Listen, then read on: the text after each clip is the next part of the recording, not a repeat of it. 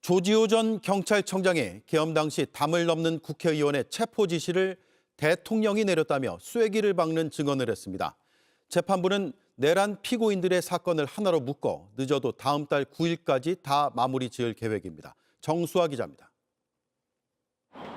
12.3 내란의 밤 경찰이 국회 출입을 통제하자 국회의원들은 담을 넘어 들어갔고 국회 표결로 위헌 위법적인 비상계엄을 막아냈습니다. 윤석열 전 대통령 재판에 출석한 조지호 전 경찰청장은 당시 대통령이 월담하는 의원들의 체포를 지시했다고 증언했습니다. 국회가 이제 담이 워낙 낮고 철골 구조물로 돼 있다 보니까 쉽게 월담이 가능해서 월담하는 사람들이 많아서 월담하는 의원들 불법이니까 체포하라는 그런 말씀이었습니다. 윤 전 대통령이 국회 표결을 막으려 했다는 증언은 재판에서 여러 차례 나왔습니다. 곽종근 전 특수전사령관은 국회의원을 끌어내란 지시가 있었다고 증언했고 윤석열 대통령으로부터 국회의원 끌어내라는 지시를 31분에 받았고 조성현 육군 수도방위 사령부 제1경비단장도 같은 증언을 했습니다.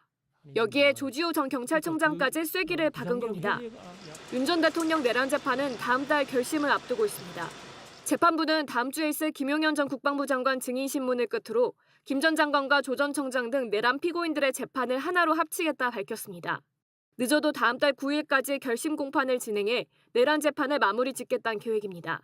이에 따라 내년 2월 같은 날에 윤 전 대통령과 김 전 장관, 조 전 청장 등 내란 피고인들에 대한 선고가 내려질 전망입니다.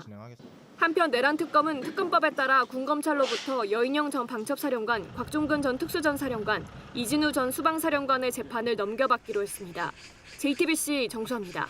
그날 밤 계엄 해제안 의결을 위해서 국회로 진입하려는 의원들 상당수가 담을 넘어서 국회 안으로 들어갔습니다. 그런데 그 담을 넘는 의원들 이거 불법이니까 체포하라라는 지시를 받았다고 당시 경찰의 수장 조지호 전 경찰청장이 오늘 법정에서 생생하게 증언했습니다. 영상이 들어오는 대로 가장 빨리 시청자 여러분께 전달해 드리겠습니다. 그런데 이 증언이 오늘 증언이 의미가 있는 것, 지난 1일 이상민 전 행안부 장관의 재판에 증인으로 출석했던 조지호 전 청장이 그때도 명확하게 말을 했다는 겁니다. 그러니까 일관되게 반복적으로 체포 지시를 받았다는 걸 명확히 하고 있습니다.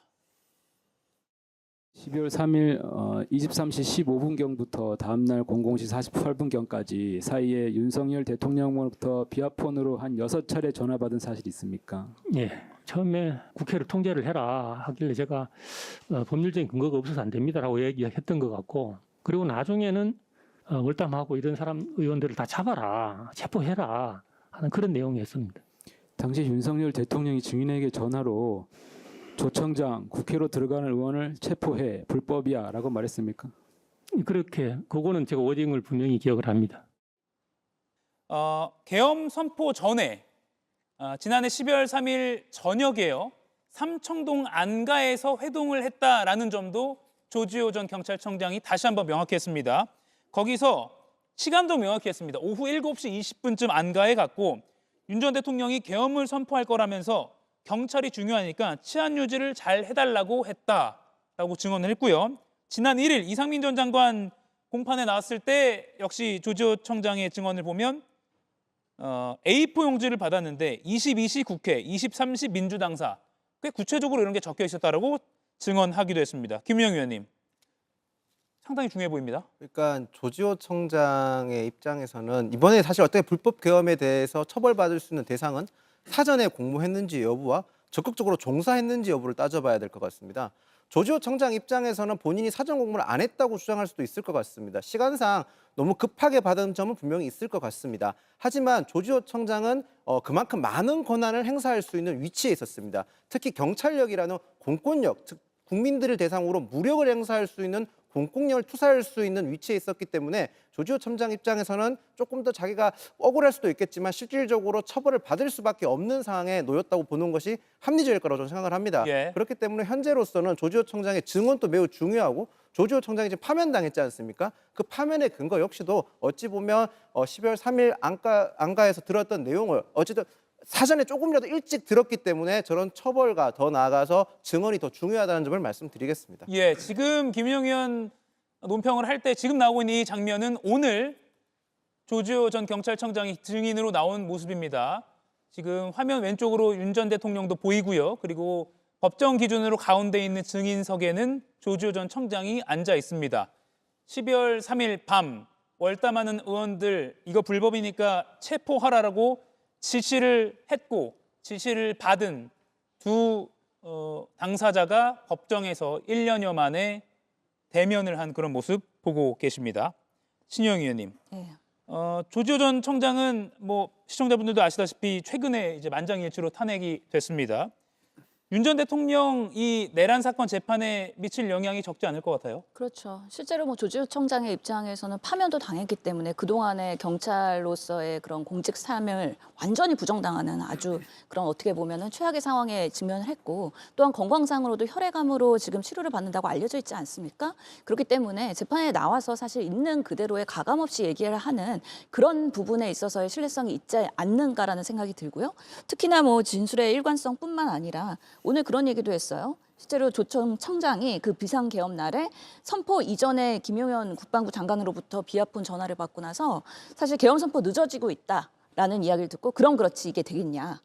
10시에 다음날 10시에 본인한테는 마약 관련 회의가 예정되어 있기 때문에 그게 더 중요하다고 생각했다. 그래서 예. 이 비상계엄은 사실 성립할 수 없고 금방 뭐 유야무야 해지될 것이다라는 그런 생각을 갖고 있었던 것 같아요. 그럼에도 불구하고 윤석열 대통령이 그날 비상계엄에 사전에 이렇게 지시를 하고 포고령을 받고 그리고 경찰 통제에 대한 부분들 그리고 의원들을 체포하라고 했던 부분들 이런 부분에 있어서 결국에는 윤석열의 비상계엄 발표 그리고 지시 이를 통해서 그날의 비상계엄에 있어서의 국회의 해제를 방해하는 행위 그렇기 때문에 국회 기능을 마비시키는 그런 결국에는 수장은 윤석열이었다. 그렇다면 내란 지금 재판에서의 윤석열은 국헌문란과 국회 기능 마비 그렇기 때문에 계몽령이고 일시적으로 경고성이 아니었다라는 것까지 추정해 볼 수 있는 부분이기 때문에 오늘의 그런 조지호 청장의 그런 발언은 매우 중요한 단서로서의 재판에서의 그런 구형에도 참고가 되지 않을까라는 생각이 듭니다. 예. 조지호 전 청장 지금 탄핵까지 당한 상황이고 몸도 좋지 않은 상황이라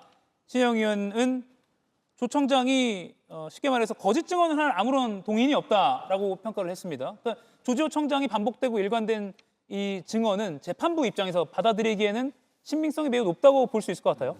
아무래도 이제 그 세 명의 어떤 보면 핵심적인 어떤 증인이 중요할 것 같습니다. 예. 제가 볼 땐 곽정근 전 사령관, 홍장원 1차장 그리고 조지호 경찰청장 이 세 명인데 크게 봤을 때는 이제 계엄 해제를 하는 데 있어서 방해할 목적으로 국회의원을 못 들어가게 했느냐, 이걸 통제했느냐의 그 부분이 이제 조지호 전 청장인 것 같고요. 또 하나는 정치인들을 국회에서 표결하지 못하도록 물리적 행사를 통해서 끌어내고자 했다는 부분에 대해서 진술을 했던 사람이 곽정근 전 사령관입니다. 그리고 정치인 관련해서 체포 명단 관련해서 그 부분에 얘기했던 게 홍장원 1차장이거든요.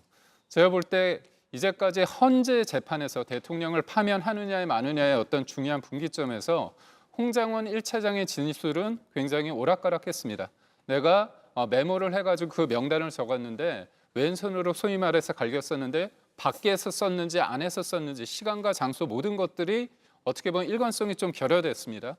그리고 곽정근 전 사령관도 대통령한테 들은 얘기인지 그리고 또 김용현 전 장관한테 들었는지 처음에는 의원이라고 했다가 요원과 인원이라고 입장이 좀 바뀌기도 했습니다. 그런 과정 속에서 조재원 전 청장 같은 경우는 나름의 일관성을 유지하기 때문에 예.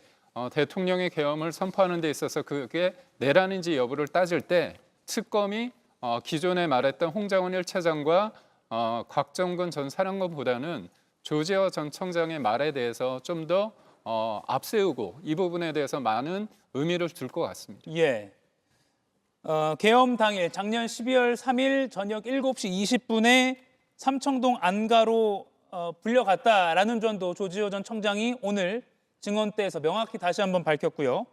윤 전 대통령이 계엄을 선포할 거니까 경찰이 중요하다, 치안 유지 잘 해달라고 했다라는 말도 했다는 것을 일관되게 진술했습니다.